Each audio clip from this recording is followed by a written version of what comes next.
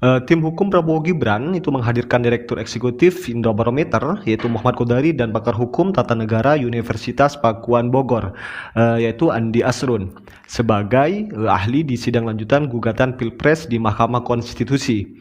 Nah, tetapi hadirnya Muhammad Kodari di MK itu menuai protes baik dari tim THN Amin maupun tim hukum Ganjar Mahfud. Ya, kita tahu lah ya kenapa tim Ganjar dan tim Anies itu menolak hadirnya Kodari ke MK. Selain dengan beberapa alasan mereka, memang Kodari itu bicara skill itu sudah di atas rata-rata. Ya pastinya keberatan lah ya, dan terbukti semua pertanyaan yang dilontarkan oleh tim hukum 03 dan 01 itu semuanya terjawab dengan rapi. Nah, di sini saya ada videonya terkait dengan beberapa sanggahan dan jawaban dari Muhammad Kodari sebagai tim ahli dari 02. Mari kita simak bersama ya.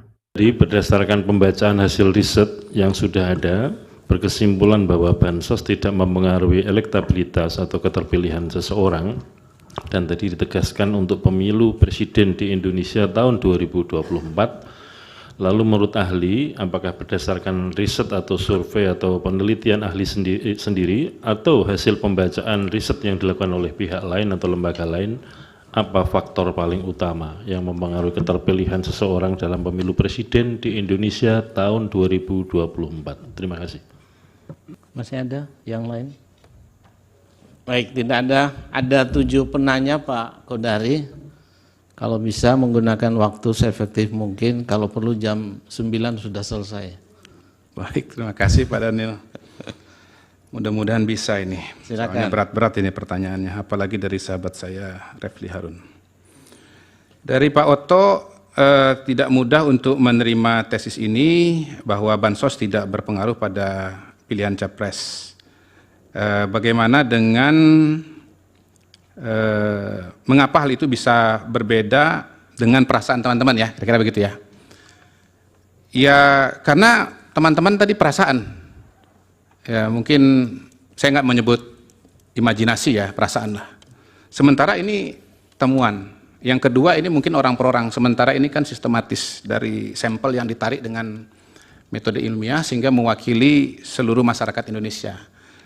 Jadi kalaupun misalnya pakai terminologi perasaan, itu terminologi perasaan teman-teman pemohon, sementara temuan ini adalah perasaan rakyat Indonesia. Barangkali itu singkatnya. Kemudian yang kedua, bisakah jelaskan soal Sumbar dan Aceh, apa faktornya? Untuk objektifnya harus diadakan riset tersendiri di masing-masing provinsi itu. Karena sekali lagi yang kita punyai pada hari ini, dan saya kutip pada hari ini adalah data riset nasional. Itu gabungan dari responden di Sumatera Barat, di Aceh, Jawa Tengah, Jawa Timur, Papua, dan seterusnya. Jadi ini gabungan faktor nasional. Nah pasti ada faktor-faktor yang khas atau bahkan mungkin urutannya berbeda atau variabelnya berbeda antar provinsi. Itu jawabannya. Kemudian Pak Rifai, hubungan kemenangan PDIP dengan Bansos. Saya punya pertanyaan sejenis untuk PDIP, untuk partai politik, pilihan partai politik, tetapi karena ini temanya soal capres, jadi saya tidak membawa datanya dan tidak sepenuhnya hafal juga. Tapi yang saya ingat itu sebetulnya kembali kepada variabel-variabel yang biasa ditemukan pada pilihan partai, misalnya faktor ketertarikan kepada tokoh, suka dengan tokohnya, kemudian kebiasaan, kemudian kadernya atau calegnya bagus, dan variabel-variabel lainnya, kurang lebih begitu.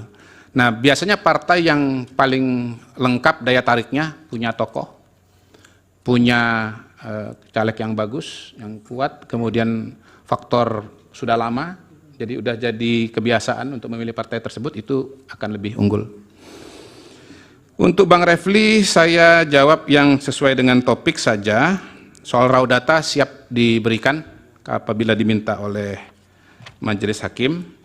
Kemudian 03, ini topiknya di luar tema yang dimintakan oleh 02, oleh advokat 02 kepada saya, karena itu saya skip. Kemudian Bang Sira Prayuna, Bansos tidak punya data untuk mengetahui. Saya pertama majelis ya, tema dari presentasinya adalah hubungan bantuan sosial dengan elektabilitas kan. Itu yang kami tanyakan tadi. Jadi sangat berhubungan dengan apa yang saudara paparkan. Kaitannya dengan bansos Kami ulang dan ya. pilihan? Kami mencatat Presiden Iya. itu 24 kali membagi-bagi bansos ke sana kemari. Oke. Ya. Tidak ada masalah kelaparan, tidak ada masalah bencana alam, tidak ada masalah sosial dan lain-lain. Oke. Menurut kami alasannya itu elektoral Oh, untuk oke. mendukung Baik, baik. anaknya Baik. menjadi wapres. Ini bukti nepotisme menurut hemat Baik, kami. baik, baik. Nah, apakah memang saudara punya bukti lain untuk memberikan justifikasi sampai begitu sibuknya seorang presiden membagi-bagi bansos? Itu pertanyaan Oke, kami. baik. Gini saya menjawabnya kali ini dengan perasaan, izin ya. Jadi kan perasaan beliau, ini saya jawab dengan perasaan saya. Perasaan saya, Pak Jokowi sedang menjalankan tugas sebagai Presiden Republik Indonesia yang baik. Dan Presiden yang suka belusukan. Mau ada pemilu, nggak ada pemilu, dia pasti keliling Indonesia. Dah, tuh. Kemudian untuk Bang Sira, masih pada masa-masa terakhir. Saya tidak berani mengatakan ini, karena saya tidak meriset, jadi saya tidak bisa menjawab. Kalau saya nggak tahu, saya bilang nggak tahu. Kalau soal perasaan, saya jawab perasaan. Tetapi saya merasa lagi ya, atau mengasumsikan bahwa sebetulnya Perlinsos ini, sekali lagi Bapak Ibu sekalian, bukan sesuatu yang tiba-tiba ada lonjakan-lonjakan besar. Terutama kalau kita bicara Perlinsos secara menyeluruh. Ya, kan selama ini yang disampaikan kan angka 496 itu. Saya hakul yakin bahwa subsidi listrik itu diberikan dari Januari, Februari, Maret, termasuk juga ke belakang. Karena kalau enggak listrik kita gelap dari Januari sampai September. Saya berasumsi bahwa BBM itu subsidinya diberikan dari Januari terus sampai, karena kalau enggak mobil kita mogok semua. Izin yang mulia. Izin yang mulia. Dari? Diizinkan dari kosong. Oh, silakan.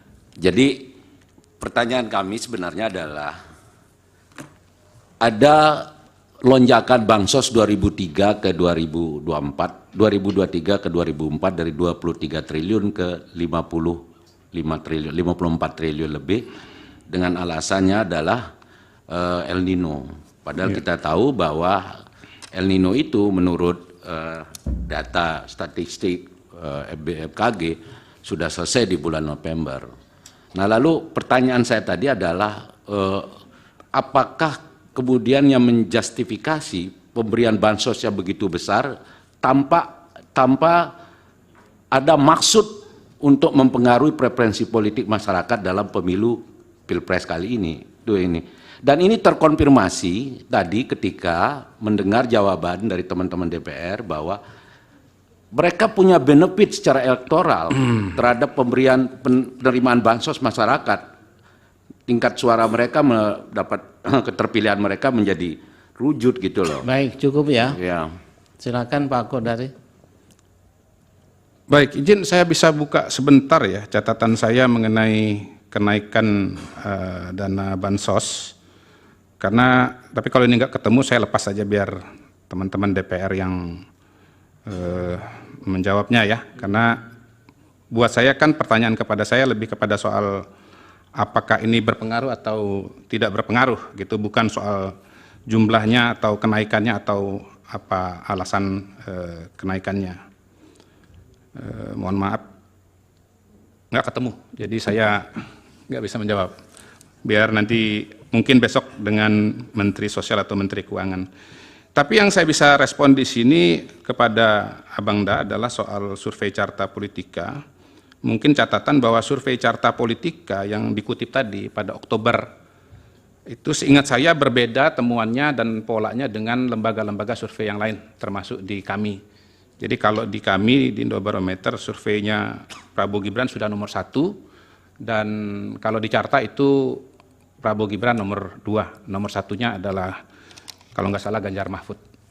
Itu yang saya bisa tambahkan. Kemudian untuk Pileg, saya fokus kepada riset mengenai Pilpres, ya, walaupun saya agak ingat-ingat juga risetnya dari Prof. Burhan Muhtadi, ini sekalian menjawab Pak Arsul ya, Pak Saldi Isra, soal pengaruh money politics di dalam Pileg itu kalau nggak salah 10% kalau nggak salah. Kalau nggak salah ya, tentu harus dikoreksi. Saya mohon maaf kalau salah kutip. Jadi ini cerita mengenai pileg, caleg, bukan bicara mengenai pilpres. Kalau pilpres datanya yang saya sebutkan tadi. Dan riset yang lebih rigid misalnya seperti yang dilakukan oleh Prof. Burhan rasanya belum pernah saya temukan. Kemudian Dari KPU ya, KPU. Apa alasan atau faktor paling utama 2024? Tergantung lembaga yang ditanya. Kalau Indobarometer yang ditanya dengan riset yang ada, tadi tegas, berwibawa, melanjutkan pemerintahan dan seterusnya.